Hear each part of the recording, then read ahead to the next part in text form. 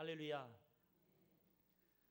고향을 방문하신 그리고 오랜만에 이렇게 또 주의 전에 올라오신 여러분들 주님의 이름으로 환영하고 축복합니다. 우리 옆 사람을 보면서 한번 인사하겠습니다. 예, 사랑하고 축복합니다. 잘 될 겁니다.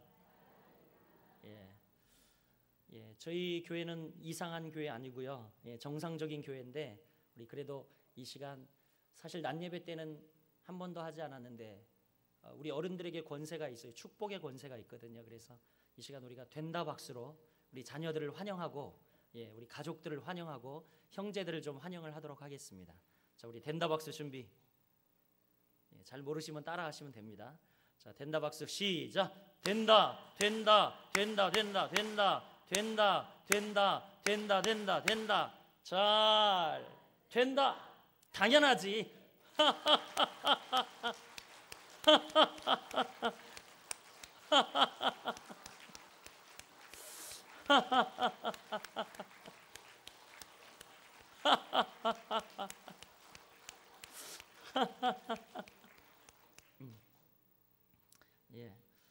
하하하 이렇게 웃는 것은 하나님 하시고 싶은 대로 하세요. 그렇게 웃는 겁니다. 칼빈주의자적 웃음입니다. 오늘 여러분과 함께 귀한 말씀 나누려고 합니다. 사사기 7번째 강의 말씀, 무덤 속에서도 세상을 움직이는 사람이라는 제목으로 여러분과 은혜를 나누고자 합니다. 어느 집사님 부부가 추석에 가족들과 함께 오랜만에 제주도를 갔다고 합니다. 왜냐하면 제주도에서 목회하는 친구가 있어서 겸사겸사 응원도 하고 명절에 이제 부모님도 다 먼저 천국에 가신지라 이 자녀들과 함께 제주도에 갔다고 합니다. 그런데 집사님의 아내가 갑자기 물이 바뀌어서 그런지 예배 도중에 배를 움켜쥐고 뒷간으로 뛰어갔습니다. 그런데 웬걸 안도의 숨을 내쉬고 쭈그려 앉는 순간 아래 오물통에서 돼지가 꿀꿀대고 있었다고 합니다. 너무나 이 집사님이 깜짝 놀라서 말 그대로 시골교회 화장실 제주도 똥돼지를 키우는 곳이었는데 너무너무 순간 배가 너무너무 아파서 긴장한 상태로 갔는데 그런 일이 있을 줄은 모르고 가서 앉아 있는데 갑자기 밑에서 꿀꿀꿀꿀 하니까 너무 놀라서 일어나려다가 그만 실족하는 바람에 변기통에 빠지게 되었다고 합니다. 그런데 불행 중 다행으로 양쪽 겨드랑이가 딱 발판에 걸려가지고 위기를 모면하게 됐다고 그래요. 큰 화를 모면하게 되었다고 합니다. 이 얼마나 감사한 일입니까? 그래서 그 집사님 아내는 그 순간 양팔을 높이 쳐들고 할렐루야 이렇게 외쳤다고 합니다. 결과는 여러분 상상에 맡기겠습니다. 결과는 의악 소리가 한번 나더니 꿀꿀 의악 꿀꿀 의악 이런 소리만 계속 났다고 합니다. 여러분 그러나 제천에서는 안심하십시오. 오늘 본문 말씀을 보면 여러분 이스라엘 첫 번째 사사인 온니엘에 대한 이야기를 언급하고 있습니다. 이스라엘의 사사는 12명이었습니다. 그런 가운데 그 첫 번째 사사인 오늘 온니엘에 대해 언급하고 있습니다. 초대 사사인 온니엘을 9절 말씀 이렇게 소개하고 있습니다. 이스라엘 자손이 여호와께 부르짖음에 여호와께서 이스라엘 자손을 위하여 한 구원자를 세워 그들을 구원하게 하시니 그는 곧 갈렙의 아우 그나스의 아들 온니엘이라. 이렇게 소개하고 있습니다. 보통 구약시대에 사람을 소개할 때는요 이렇게 소개했습니다. 누구누구의 아들이다.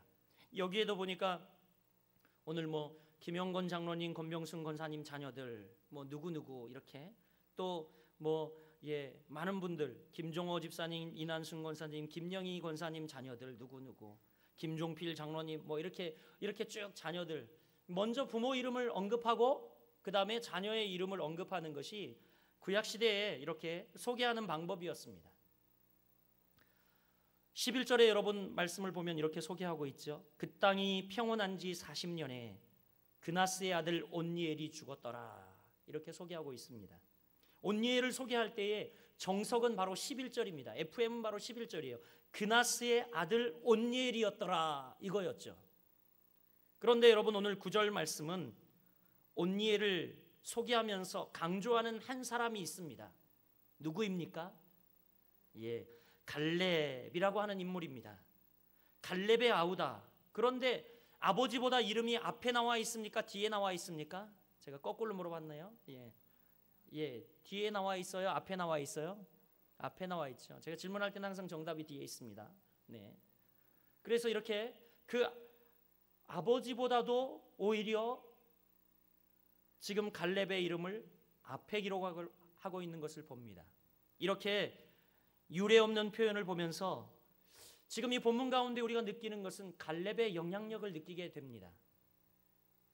어느 정도의 영향력입니까? 초대 사사인 온니엘을 말하려고 한다면 반드시 언급해야 되는 인물이 있는데 누구라고요? 갈렙이라는 겁니다. 그 아버지보다도, 그 아버지 그나스보다도 먼저 그 형제인 갈렙의 이름을 먼저 언급해야 했습니다. 이렇게 말할 정도로 굉장한 영향력을 미쳤습니다. 여러분, 우리도 진주하면 언급되는 인물이 누구죠? 논개의 고장이다. 이렇게 이야기하고, 제가 그래서 설교 준비를 하면서 제천은 탁월한 인물이 누가 있나 이렇게 딱 쳐봤더니 제천 탁월한 인물 누구예요? 잘 모르시죠? 제천 했더니 제천의 이 명물 그랬더니 누가 나오냐면요. 누가 나올 것 같습니까? 의병 이렇게 나오더라고요. 한 사람이 아니라 제천은 딱 치니까 의병하고 나오더라고요. 의병. 많은 인물들이죠. 그렇죠? 이렇게 여러분 많은 시대마다 그리고 여러 시기마다 영향력을 미치는 사람이 있었는데, 심지어 지금 갈렙이라고 하는 인물은 죽어서도 무덤 속에서 영향력을 미치는 그런 사람이 되었다라는 사실입니다. 여러분, 이렇게 하나님께 쓰임받는 사람은 영향력 있는 자입니다. 하나님께 쓰임받는 사람은 어떤 사람이라고요? 영향력 있는 자. 무덤 속에서도 세상을 움직이는 자라는 것입니다. 리더십 학자인 존 맥스웰은 리더십은 영향력이다 이런 말을 했습니다. 실제 리더십은 영향력을 미칠 수 있는 사람이 리더십이다. 우리 사랑하는 거룩한 빛 성광교회 성도 여러분, 여러분도 갈렙처럼 강한 영향력을 미치는 여러분들이 되시기를 주님의 이름으로 축복합니다. 그래서 우리 교회를 언급하려면 반드시 누구누구를 언급해야 하는 그런 여러분들이 되시길 주님의 이름으로 축복합니다.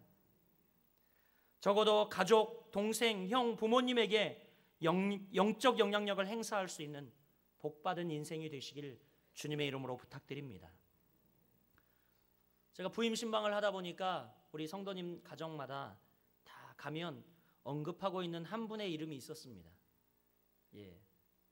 여러분도 아마 기억하실 것입니다. 고 이복순 권사님, 우리 한기주 장로님 어머님인데, 신방하는 가정마다 가서 이렇게 이야기를 나누다 보면 우리 교회를 위해서 정말 기도와 헌신을 하신 분이 있는데 바로 이분입니다. 저에게 또 강한 영적인 영향력을 이렇게 미치셨습니다 하고, 이미 그분은 저 하나님 나라에 가신 지 오래되었는데도 요즘도 신방하면 전 그분을 닮고 싶어요 라고 이야기하시는 분들이 계시더라고요. 여러분, 갈렙은 이런 대단한 사람이었습니다. 그는 1인자가 아니었음에도 정말 후대에 그의 영향력 아래에 들지 않은 사람이 없었습니다. 이스라엘 최초의 수도였던 헤브론을 점령한 사람은 갈렙이었습니다. 그리고 이스라엘의 최고 지파인 유다 지파의 족장 바로 갈렙이었습니다. 뿐만이 아니라 나이가 들어서도 하나님 앞에서 끝까지 하나님을 반역하지 않고 충성한 모델이 누구입니까? 너희가 다 여호와를 버릴지라도 나와 내 집은 여호와를 따르겠노라 라고 공적인 선언을 하면서 모든 이스라엘 백성들이 다 하나님을 떠나갈 때에도 갈렙만큼은 하나님을 떠나지 않겠다. 아니, 우리 가정만큼은 적어도 하나님을 떠나지 않겠노라고 공적 선언을 하면서 하나님 앞에 각오하고 결단하며 많은 영향력을 미쳤던 사람입니다. 여러분, 2인자로 끝까지 주인을 잘 섬기며 배신치 않았던 인생이 누구입니까? 그도 역시 갈렙이었습니다. 이렇게 갈렙의 영향력은 이처럼 이스라엘 후대에 끝까지 아름답게 계속해서 미쳐지는 그런 인물이 되었다라는 것입니다. 바라기는 예수를 믿는 사람들, 영향력 있는 사람들이 되시기를 주님의 이름으로 축복합니다. 우리 옆 사람을 한번 축복합시다. 영향력 있는 사람이 되십시오. 아멘. 예수님은 마태복음 5장 13절 14절 말씀에 우리에게 이렇게 말씀합니다. 너희는 세상의 소금이니 소금이 만일 그 맛을 잃으면 무엇으로 짜게 하리요? 후에는 아무 쓸데없어 다만 밖에 버려져 사람에게 밟힐 뿐이니라. 너희는 세상의 빛이라 산 위에 있는 동네가 숨기지 못할 것이요 사람이 등불을 켜서 말 아래 두지 아니하고 등경 위에 두나니 이러므로 집안 모든 사람에게 빛이 있느니라. 이렇게 말씀하셨습니다. 즉 여러분, 오늘 이 비유의 말씀을 소금과 빛, 흔히 빛과 소금, 그런데 틀린 표현입니다. 소금과 빛에 대한 여러분 비유라고 이야기합니다. 소금과 빛은 강한 영향력을 상징합니다. 소금은요, 내실 있는 영적인 삶을 의미하고요, 그리고 흔히 우리는 빛과 소금이라고 하지만 성경적인 것은 소금과 빛이 맞습니다. 왜냐하면 이 땅에서 우리가 먼저 되어야 할 것은 빛이 아니라 먼저 소금이 되어야 합니다. 소금이 된 후에 우리가 빛을 내야 합니다. 우리의 내적인 삶, 우리의 내적인 이 영적인 그런 삶이 변하고 난 다음에 세상에 나가 빛을 발하는 그런 성도가 되어야 한다는 것입니다. 그런데 우리 한국교회는 그동안 빛을 비추는 데만 열심히 했습니다. 그러다 보니까 우리의 내실, 내부가 짠 소금이 되어야 되는데, 맛을 내는 소금이 되어야 하는데 짠맛은 없어져 버렸습니다. 맛은 내지 못하고 있습니다. 그러면서 빛만 비추려고 하고 있다는 것입니다. 속이 텅 빈 영적 골다공증에 걸린 한국교회가 되었습니다. 우리 사랑하는 여러분, 이 소금은요 2~3%의 염분만 있어도 바닷물을 썩지 않게 한다고 합니다. 우리는 수 가지고 싸울 문제가 아니라 예수 믿는 사람들이 언제 다수로 싸웠습니까? 절대 그렇지 않았다라는 것입니다. 항상 소수였지만 전체를 이끌어가는 능력, 바로 영향력이죠. 우리 예수를 믿는 사람은 언제나 많지 않았습니다. 그러나 이 소수가 세상을 바꾸고, 이 소수가 지역을 바꾸고, 이 소수가 가정을 바꾸고 직장을 바꾸고 사회를 바꿨다는 사실입니다. 그 짠맛이 바로 우리 그리스도인들의 매력입니다. 우리 옆 사람 한번 찍어보세요. 손가락으로 찍어보세요. 깊게 찍어보세요. 콕 찍어보세요. 우리가 한번 혀끝에 한번 맛을 보세요. 짠맛이 느껴집니까? 할렐루야. 예, 느껴지셔야 합니다. 그 짠맛이 우리의 매력이에요. 그 짠맛이. 여러분, 이 짠맛은 영적인 능력을 회복함으로 얻을 수 있습니다. 그래서 우리 교회가 기도의 등불을 끄지 않고 날마다 하나님의 말씀을 묵상하고 기도하고, 그리고 지성을 겸비해서 남들이 하지 않을 때 더 적극적으로 나가서 귀한 영향력을 미치는 여러분들이 되시기를 주님의 이름으로 축복합니다. 하나님은 시대가 어려울 때마다 어두움 가운데에 짠맛을 내는 빛나는 인생을 보내주셨습니다. 온 인류가 타락의 길을 걷고 있을 때 노아라는 한 사람을 보내서 그 한 사람의 인생을 통해서 이 인류에 소망을 주셨습니다.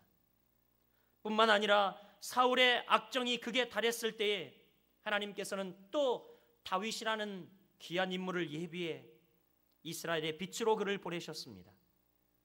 뿐만이 아니라 광인 아합의 우상 숭배 정책 아래 온 이스라엘 민족들이 배교의 길을 걷고 있을 때에 하나님께서는 엘리야라는 선지자를 준비하고 예비해 두셨다가 소망의 심지를 끄지 않고 그의 입술을 통하여 하나님의 말씀과 하나님의 진리를 태어나게 하셨습니다. 어둠을 비추는 인물, 무덤 속에서도 영향력을 미치는 인물, 바로 여러분들이 되시기를, 이렇게 하나님께 쓰임받는 인물이 여러분들이 되시기를 주님의 이름으로 축복합니다. 우리 옆 사람에게 다시 한번 축복합시다. 영향력을 미치는 사람이 됩시다. 아멘. 두 번째, 하나님께서 쓰시는 사람은 어떤 사람이냐면 하나님께 붙들린 자를 쓰신다는 겁니다. 첫 번째는 영향력을 미치는 자, 두 번째는 하나님께 붙들린 자. 하나님께 쓰임받는 사람의 공통점은요, 다 하나님께 붙들려 있었다는 겁니다. 오늘 본문에도 보면 온니엘이 용감한 장수로 묘사되고 있습니다. 당시 기럇세벨에 뿌리를 둔 아주 강력한 적대 세력을 물리친 용장이었습니다. 그런데 오늘 사사기 기자는 그 요인을 독특한 시각에서 찾아내고 있는데 10절 말씀에 있습니다. 10절 말씀 우리 같이 읽어보겠습니다. 같이 읽습니다. 시작. 여호와의 영이 그에게 임하였으므로 그가 이스라엘의 사사가 되어 나가서 싸울 때에 여호와께서 메소보다미아 왕 구산 리사다임을 그의 손에 넘겨주심에 온니엘의 손이 구산 리사다임을 이기니라. 아멘. 오늘 10절 상반절에 뭐라고 이야기합니까? 여호와의 영이 그에게 임하였으므로. 할렐루야. 여러분, 온니엘의 승리의 요인이 무엇이었습니까? 그의 용맹에 있었다고 이야기합니까? 그의 재능에 있었다고 이야기합니까? 그가 남들보다 싸움을 잘했기 때문이라고 이야기합니까? 아닙니다. 오늘 이 사사기의 기자는 그 요인을 뭐라고 이야기하고 있습니까? 10절 여호와의 영이 그에게 임하였으므로. 할렐루야. 그가 하나님께 붙들림 받은 자였다라는 겁니다. 하나님께 붙들림 받은 자. 여러분, 한 사람이 위대하게 쓰임받는 이유가 어디 있겠습니까? 그것이 무엇입니까? 여호와의 영이 그에게 임하였으니. 할렐루야. 우리 옆 사람 꾹 눌러 한번 축복합시다. 여호와의 영이 임할지어다. 아멘. 하나님의 영이 임해야 합니다. 한 사람이 위대하게 쓰임받는 이유, 그것이 무엇입니까? 여호와의 영이, 여호와의 기름 부음이, 어노인팅, 이 기름 부음이, 성령의 기름 부음에서 그 이유를 찾고 있습니다. 오늘 이 자리에 모인 모든 거룩한 빈 성광교회 성도들 그리고 가정들 위해 성령의 기름 부음이 충만하게 되기를 주님의 이름으로 축복합니다. 여러분, 우리는 다 성정이 부족한 사람들입니다. 얼마나 연약합니까? 그러나 여러분, 성령의 기름 부음이 있으면 그 사람은 쓰임 받을 수 있다라는 사실입니다. 어떤 의미에서 예수를 믿는다는 것은요, 이런 의미에서 사람을 무한대의 가치로 올려줍니다. 우리의 성정은 다 부족하고 연약하나 성령의 기름 부음이 우리 가운데 있을 때에 연약한 우리를 통하여 하나님께서 일하신다는 사실입니다. 우리의 가치를 하나님은 무한대로 올려주십니다. 할렐루야. 사람은 다 어디엔가 붙잡혀 삽니다. 다 무엇인가 붙잡혀 살아요. 그렇지 않습니까? 우리 사랑하는 자녀들 보면 컴퓨터 아니면 고3들은 공부 여러 가지 것들에 붙들려 살고, 직장인들은 밤낮 돈에 붙들려 살고, 어떤 사람은 쾌락에 질주하며 살아갑니다. 다 무엇인가 붙들려 사는데 예외 없이 무엇인가 붙들려 사는 인생. 기왕이면 여러분, 우리가 예수님께 붙들리고 성령님께 붙들린 여러분들이 되시길 주님의 이름으로 축복합니다. 사랑하는 여러분, 여러분들이 기도에 붙들리고 또 직장인들은 직장에 붙들려야 인정을 받을 수 있습니다. 일을 할 때 여러분 신들리게 일할 수 있는 성령의 감동을 받으시길 주님의 이름으로 축복합니다. 그래서 하나님께 쓰임받는 여러분, 이 시대에 하나님께 놀랍게 쓰임받는 여러분들이 되시길 주님의 이름으로 축복합니다. 마지막으로 여러분, 하나님께 쓰임받는 자는 첫 번째 뭐라 그랬죠? 영향력을, 성가대 마음에 들어요. 두 번째는요, 하나님께 붙들린 자. 마지막으로는요, 생명력을 가진 자라고 이야기 드리고 싶습니다. 생명력을 가진 자. 하나님께서 어떤 이들을 쓰실까? 생명력을 가진 자. 하나님께 붙들려 사는 인생, 성령의 기름 부음 가운데 있는 사람은 동시에 다른 사람을 살리는 인생이라는 것입니다. 그에게서 생명력이 나갑니다. 하나님께 붙들려 성령의 충만함으로 살아가는 인생은요, 그에게서 뭐가 나가요? 생명력이 나갑니다. 된다 그러면서 하하하 웃으면 처음에 옆에서 썩소를 하고 있던 분들이 어떻게 해요? 샥 피어나요. 제가 봅니다. 요즘 새벽에 맨날 된다 하거든요. 우리 주일 오후 예배 때마다, 수요 때마다, 금요일마다 하이파이브하고 된다 하지 않습니까? 그런데 처음에는요, 다 시대하고 대가 이러던 분들이 다 할렐루야, 다 살아나는 것을 볼 수 있습니다. 이 믿음의 사람들에게 나아가는 것이 뭡니까? 생명력이에요. 생명력. 우리가 살아있다면, 적어도 우리 가운데에 우리의 영이 살아있다면 우리 가운데 나아갈 수 있는 것이 생명력이라는 것입니다. 갈렙이 무덤에서도 영향력을 행사하듯이, 여러분 무덤 속에서도 생명력을 가지고 다른 사람을 살리듯이, 여러분도 그렇게 생명력을 가진 여러분들이 되시길 주님의 이름으로 축복합니다. 우리 10절과 11절 말씀 다 같이 한번 읽어보겠습니다. 시작. 여호와의 영이 그에게 임하셨으므로 그가 이스라엘의 사사가 되어 나가서 싸울 때에 여호와께서 메소보다임 왕 구산 리사다임을 그의 손에 넘겨주심에 온니엘의 손이 구산 리사다임을 이기니라. 그 땅이 평온한 지 40년에 그나스의 아들 온니엘이 죽었더라. 아멘. 여러분 10절과 11절 말씀 보니까 그 땅이 태평한 지 40년에 그나스 아들 온니엘이 죽었더라. 온니엘이 40년 버티는 동안에 이스라엘의 평화가 있었다는 이야기입니다. 생명력 있는 자, 하나님께 붙들린 종, 그가 살아생전 40년 동안 태평성대를 이루었다고 오늘 본문 말씀은 이야기하고 있습니다. 여러분 누구 때문에? 온니엘 한 사람 때문에, 하나님께 붙들린 한 사람 종 온니엘 때문에 그 땅에 40년간 태평성대를 이루었다라고 이야기합니다. 이렇게 생명력을 가진 성도, 생명력을 가진 한 사람이 있으면 여러분 그 땅에 생명이 흘러들어가고 그 직장에 생명이 흘러들어가고 그 사회에 생명이 흘러들어갈 줄 여러분 믿으시길 바랍니다. 그렇습니다. 온니엘 한 사람 때문에 평화와 번영이 그 땅에 임했습니다. 하나님 손에 붙들린 한 사람이 있어 주변에 영향력을 미치고 있는 것을 볼 수 있습니다. 죽은 것을 살리고 죽을 것을 살리는 영향력. 여러분 중 한 사람이 기름 부음 받아 진실한 주의 종이 되고, 여러분 가족 중에 한 사람이 기름 부음 받아 진실한 리얼 크리스찬이 되어서 성령의 기름 부음이 그 가운데 임한다면 여러분 가정이 복 받을 줄 믿으시길 바랍니다. 한 사람이 하나님께 붙들리면 회사가 복을 받을 수 있습니다. 한 사람이 성령 충만하면 학교가 살아날 수 있습니다.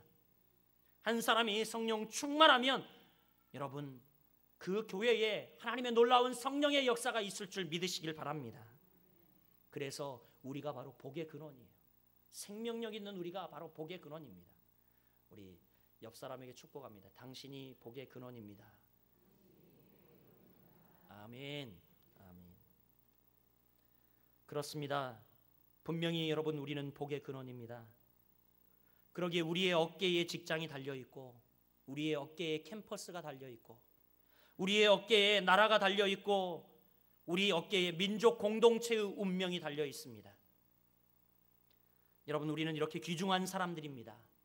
이제 우리는 지금 사사시대처럼 암울한 시기, 하나님의 역사가 없었던 시기가 어디 있었습니까?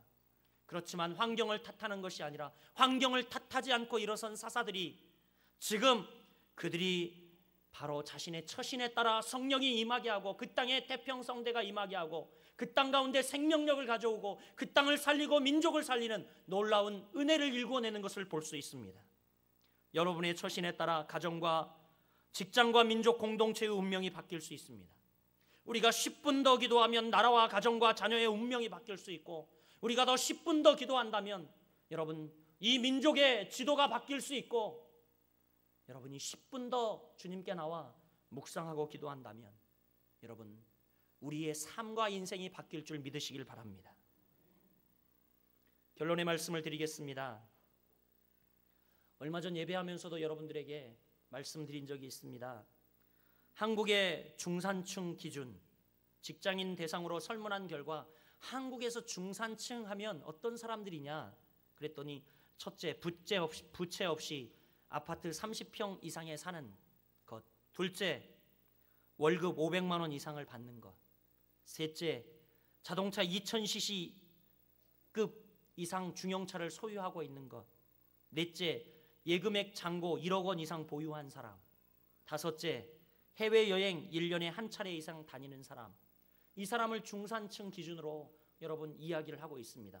그런데 프랑스의 기준을 보니까 퐁비투 대통령이 삶의 질에서 정한 중산층의 기준을 제가 보았더니 이렇게 기록되어 있어요. 외국어 하나 정도는 할 수 있어야 하고, 직접 즐기는 스포츠가 있어야 하고, 다룰 줄 아는 악기가 하나 정도는 있어야 하고, 남들과 다른 맛을 낼 수 있는 요리 하나 정도는 할 수 있어야 하고, 그리고 약자를 도우며 봉사활동을 꾸준히 하는 것이라고 이야기하고 있더라고요.